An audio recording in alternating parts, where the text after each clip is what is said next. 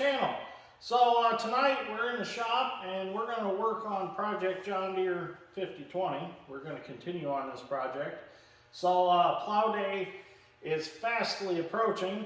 Plow day is actually Saturday. Tonight is Thursday night and it's already about 7:30. I wanted to be home sooner tonight, but Cousin Matt's pipe job today went from 1,700 feet to 2,000 feet. Well, actually 2,100 feet. So it took a little longer than was expected for today. And I think he snookered me a little bit into thinking 1,700 feet. I think he knew the whole time it was 2,100. But anyways, no big deal. So we have a pile of parts that we've collected over the week for Project 5020. I've got to get all these on by Saturday at 9 o'clock because 9 o'clock is start time for plow day. So you're not going to see these videos till after plow day anyways, because this is the whole secret project tractor. But anyways, the parts that we have are a new steering wheel, because that one's old and it's just, get your hands all black and nasty. This is like a new poly one. This is a nice steering wheel. We have a complete new seat. We just have to put it together. I have all the appropriate new brackets for the seat because the old ones are pretty rusty. These are a horrible off-color green. I'm going to have to paint those green. Probably won't get them painted by the time plow day comes. I have a new rock shaft control cable.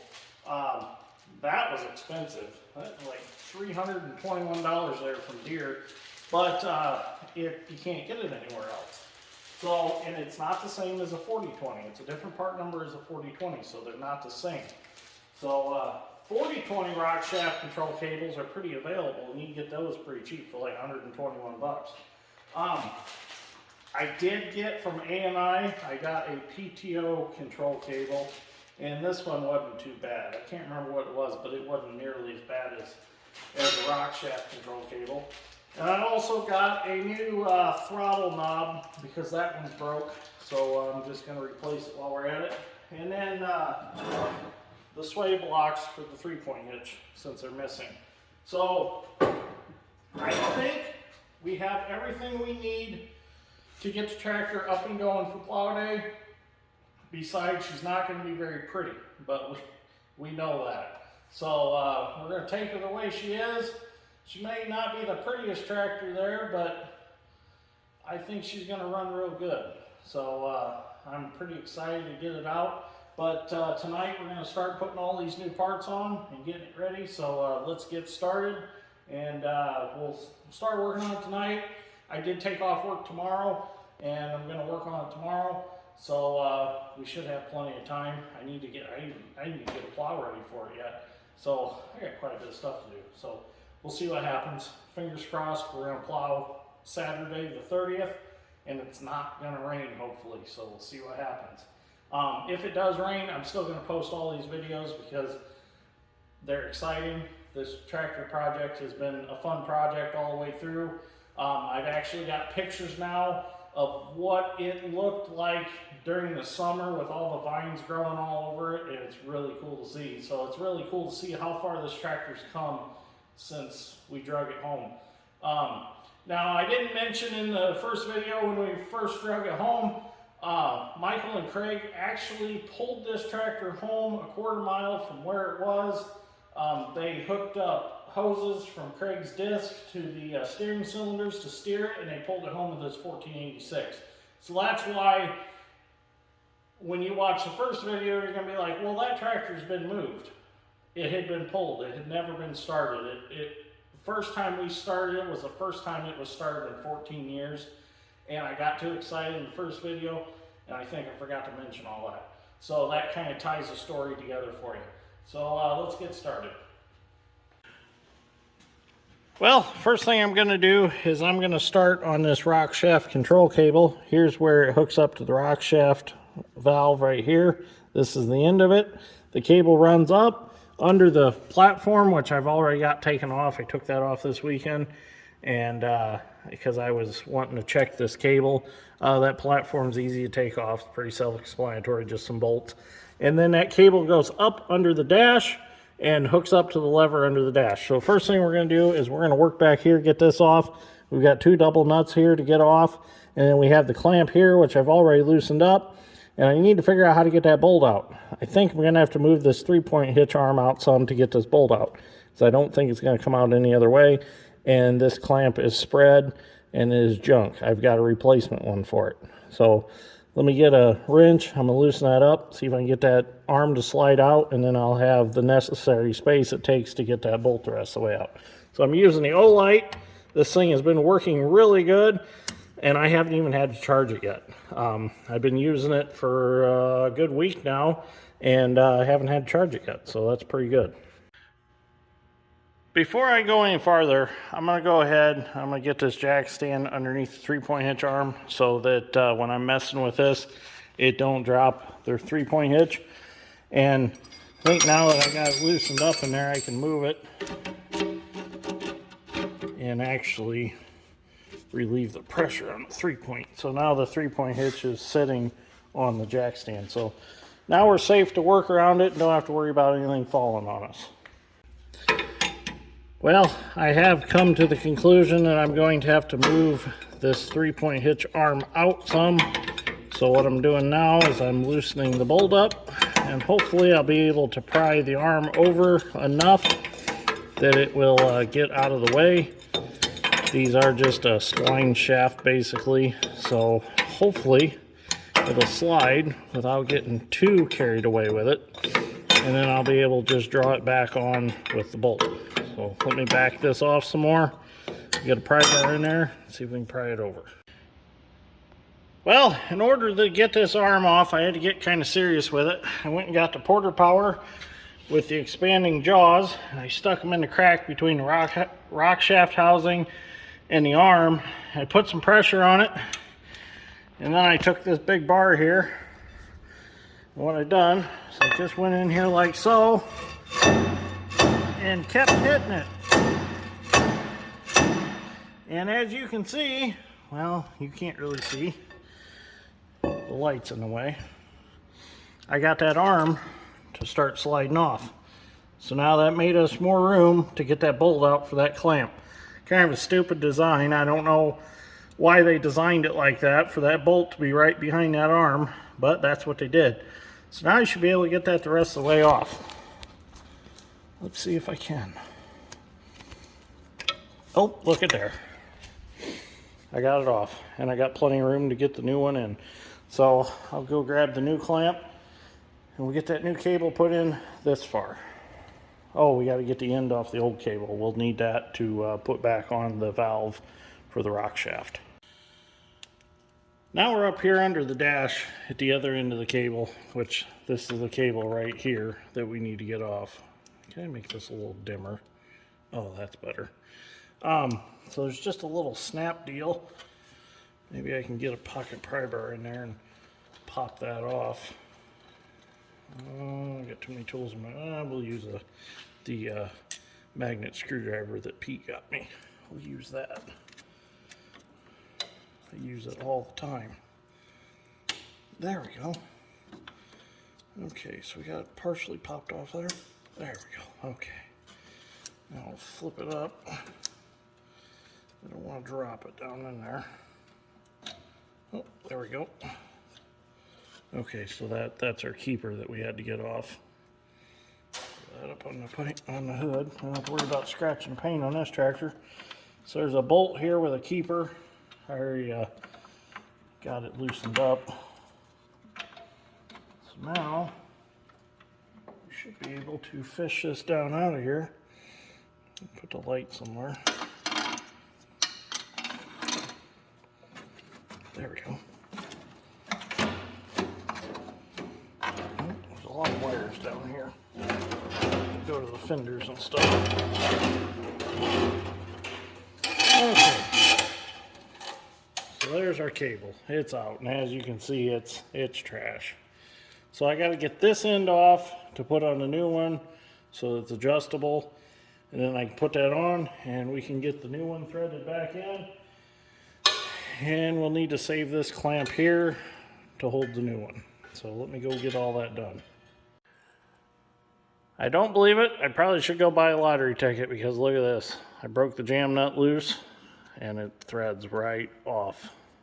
I thought for sure it would be stuck on that cable, but it came right off.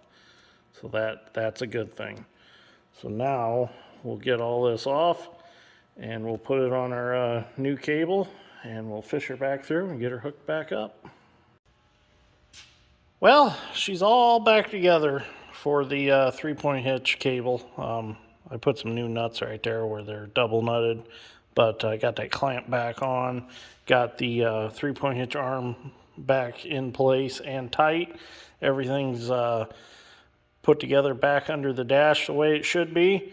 And now I'm ready to put the platform back on. So the rock shaft control cable is fixed for the 3-point hitch. So I'm going to head home for tonight. It's already 10:30 and I'm getting kind of tired, so I think I'm going to head home. And I'm going to start on this again in the morning. And I should be able to finish it tomorrow, I think, no problem. So this tractor will be ready for plow day. So we will continue in the morning. Okay. We're going to work on getting the steering wheel off now. Got us a 1.8" socket. That's Milwaukee Impact. I've already released the locking tabs that hold the nut on. So there's the nut off. Take our retainer deal off here. It's a little rusted fast, so we're just going to touch it with a, there we go. There we go, it's off. So there's our retainer. Now we got to get the steering wheel puller and pull this off. It looks like the holes are full of schmutz. So I'm going to get my pocket pry bar here. Oh, that's a lighter. Wrong thing. It's here somewhere in the handy dandy bag of tricks. I will use this pocket screwdriver. Oh boy, those holes are really nasty. Oh yeah, there's probably no threads left to thread the puller in, so we might just have to cut this steering wheel off with a cutting wheel.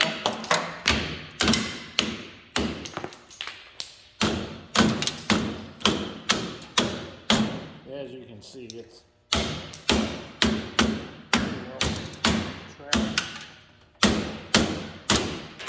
anyways, but yeah, it's okay. Yeah, bolting, I don't need them. There's no, I don't think there's any threads left in them. Tractor just sat outside too long. Maybe, by a stroke of luck, maybe. I don't want to do that because that pulls the steering shaft and the pump or steering valve, and I don't want to do that to it. Or let's try one more thing here. Let's put this nut back on partially. And I'm going to hold out on that.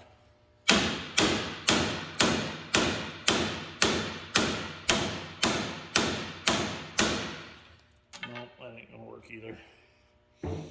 Okay, we're going to have to resort to booger the threads up a little doing that. We're going to have to either heat it or we're just going to have to cut it off. Well, what I'm going to do is I'm going to attempt to cut it off with a cutting wheel and see where that gets us. If I can get it cut thin enough, I can drive a chisel on it and split it.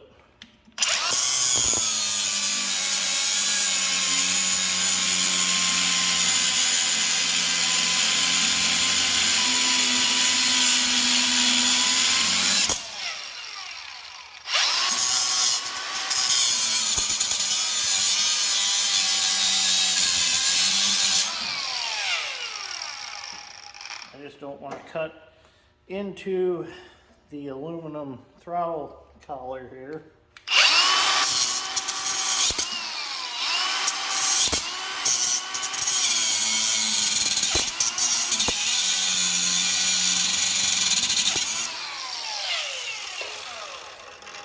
Grab a chisel down in there now.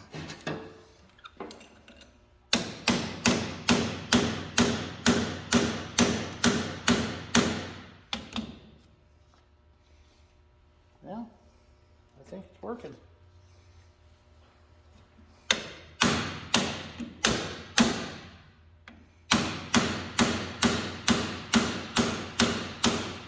Maybe. You do a little more cutting.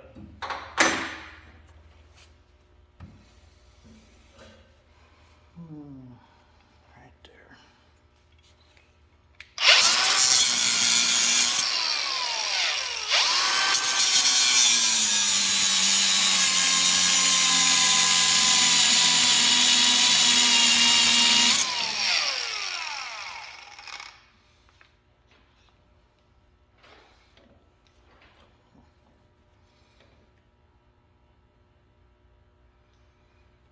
Well, if I just hit that brake. Maybe.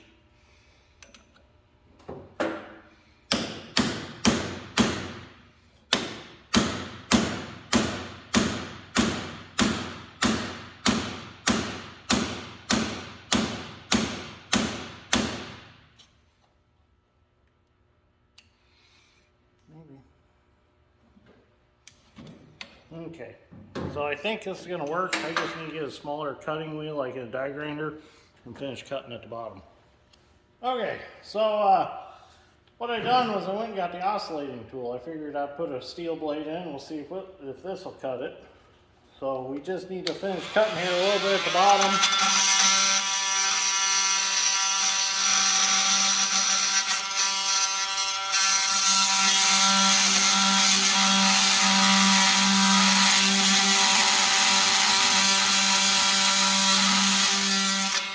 Okay, that got us all the way through. So let's drive a chisel in here and see if we can split it.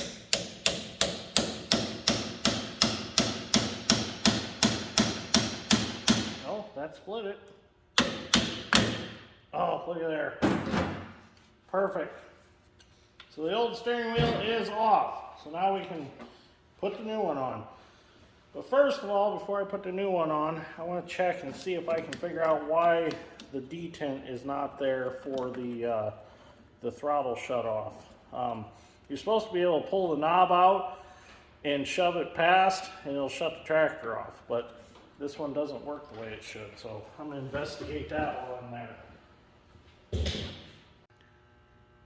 Now that I got the steering wheel all back on, tightened up, looks real nice. So what I did was I moved on to the back of the tractor and I'm working on getting these sway blocks on now.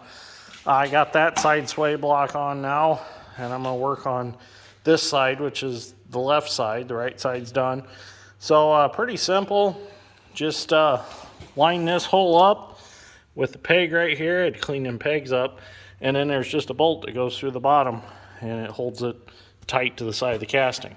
I thought there was bolts up here, but nothing lines up, but they'll work just fine.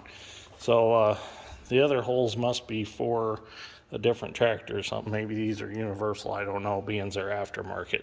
So I think one hole or one bolt and that peg is plenty to hold them on. So at least it's going to work for tomorrow. So I'm going to get this other one bolted up, and then I need to run out back and get the foot plate for up on the operator station, get that all put back on, and then we'll move on to the seat. And then we'll get the quick hitch put on. Maybe we'll do the quick hitch next. I'm going to start putting the quick hitch and third link on now. I couldn't find the proper pin for the top link. So that red top hitch pin is going to work for now until I can find the right one, because that is like 5 inches from side to side, and I need to find a regular top link pin that is like 5.5, 5 3/4, so it sticks out far enough to get the keeper or retainer pin in. So I couldn't find one right now. Probably something I'm going to either have to order from Deere, see if I can special order it, but that red top hitch pin will be just fine. It's plenty hard. It's not going to break.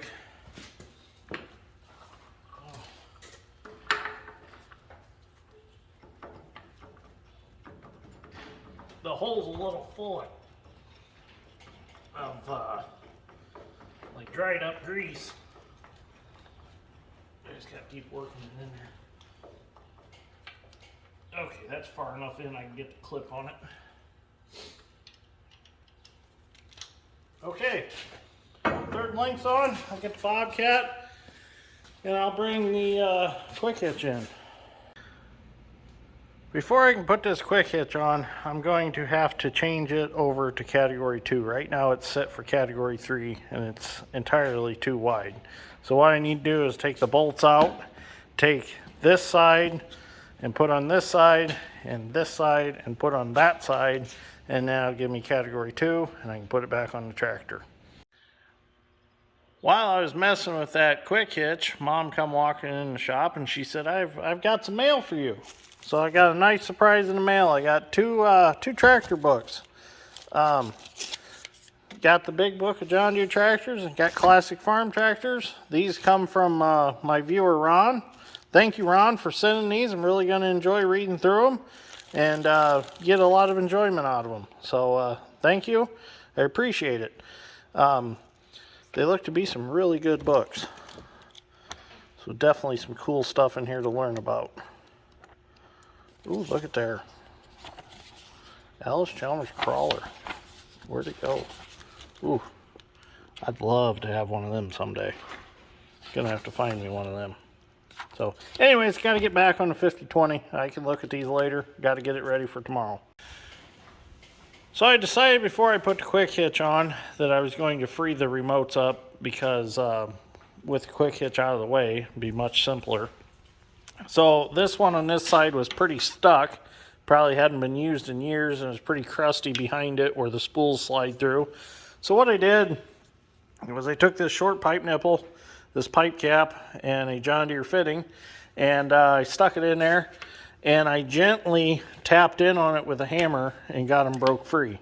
And then I just kept working them back and forth and sprayed the back of the spools with some WD-40 and I got them freed up pretty good.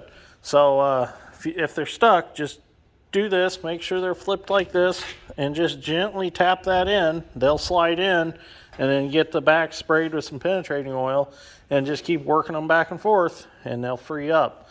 So it's a pretty nice tool to have, even though it's just something I threw together real quick. But I have to just leave that together and just throw it in a toolbox. Never know, I might have some more stuck remotes to deal with. So now I'm going to work on getting this quick hitch put on. Okay, so I'm putting this quick hitch back together. I got the jaws turned around to make it category 2.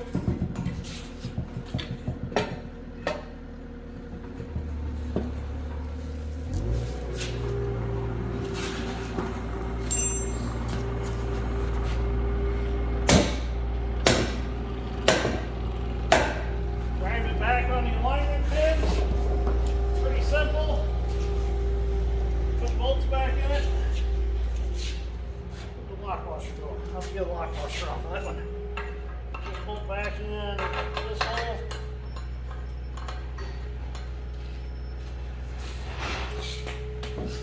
Tighten it up.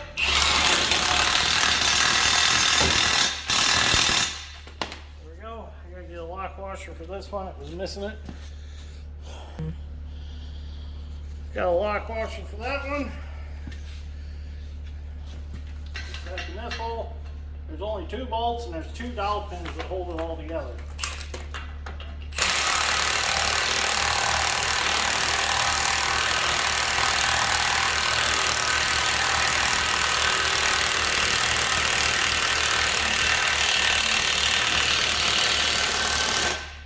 Probably clean the threads up in that one a little bit, but that rust will hold her tight. I did spray WD-40 in the hole first. Now the quick hitch is set for category 2, and we'll get it put on the 50/20. Well, we got the 3-point all done, quick hitches on. Dad Strength's working on getting this bracket off that somebody welded on there to brace the seat up.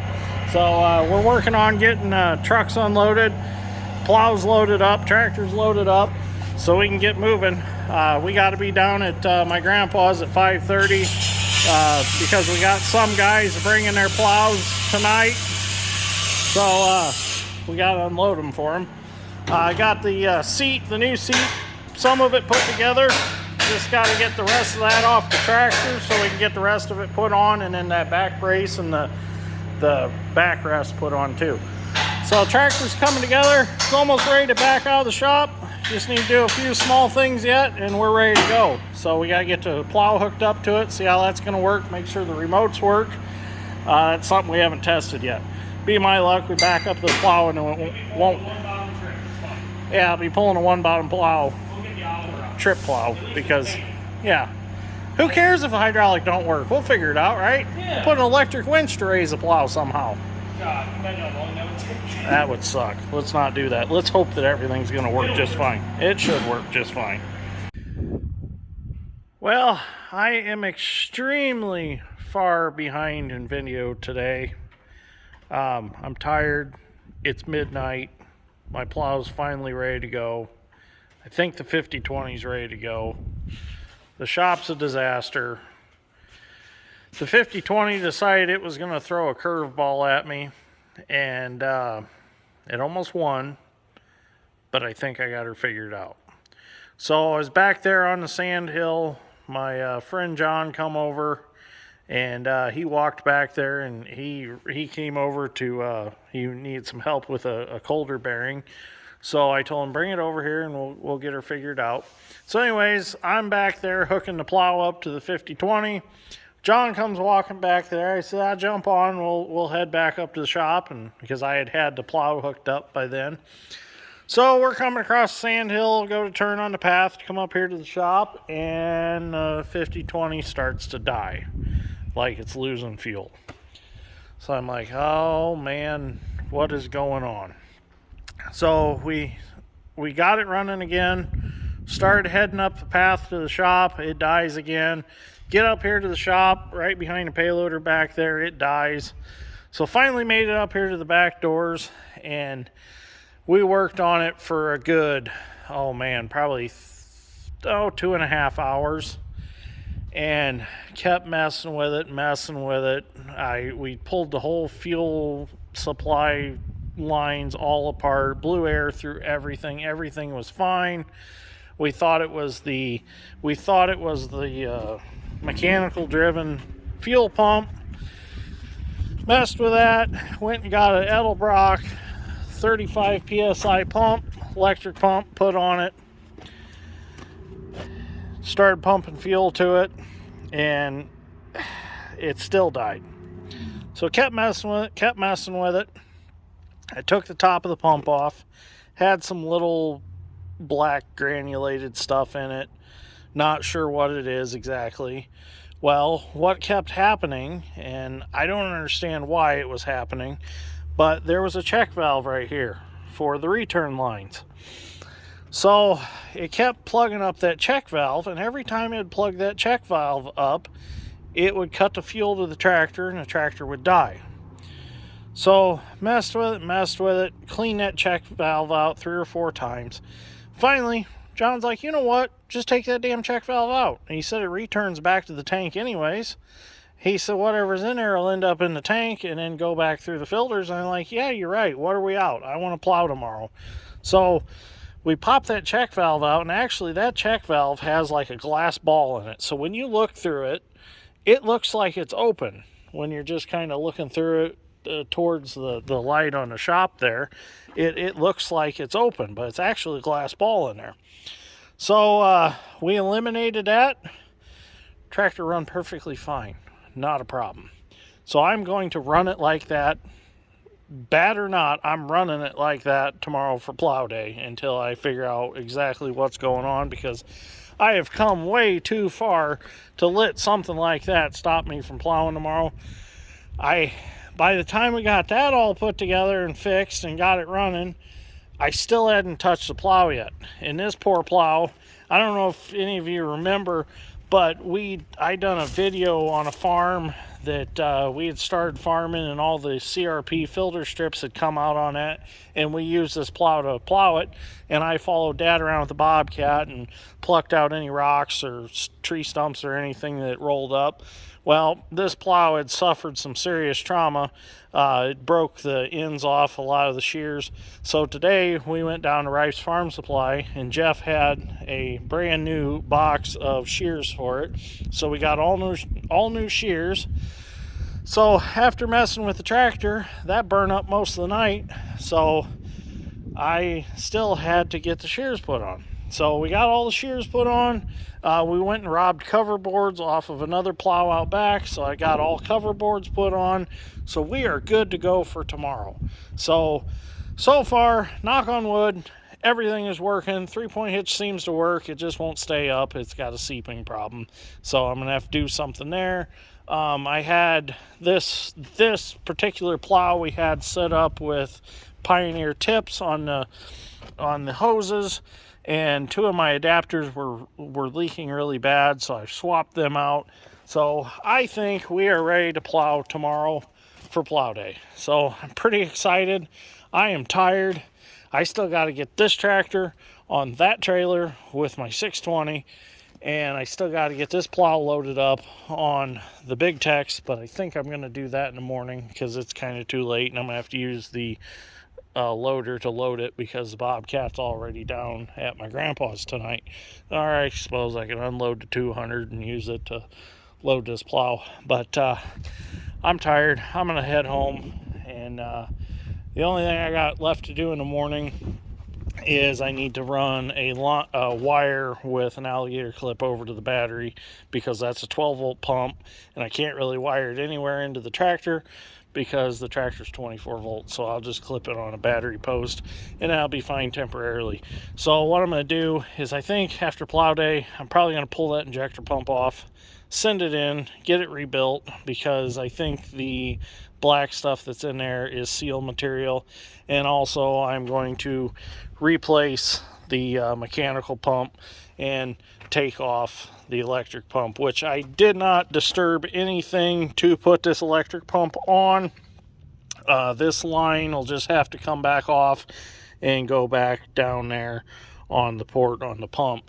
So nothing is altered. In fact, I just bolted it right there into a hole on the step. So that's just as simple as taking that all back off, pull the wires out, and we're back to normal. Oh, I left my mess stopper out here. Take this back in the shop. Don't want to lose that. So anyways, thank you for watching. I greatly appreciate it. I hope you enjoyed all the videos on this tractor. This will probably be the last one for a little bit because we got to get farming. I got to get beans planted. We got to get some corn planted. We're just going to have to deal with the weather. I know we haven't been really pushing it too hard because it's been so cold and so wet, but now it's April 30th. It's getting down to the line. We got to get started. So as soon as plow day's over with, we're going to park all the toys and we're going to get serious about it. We're going to get some tillage work done. We're going to get some corn in the ground, some beans in the ground, and get at it.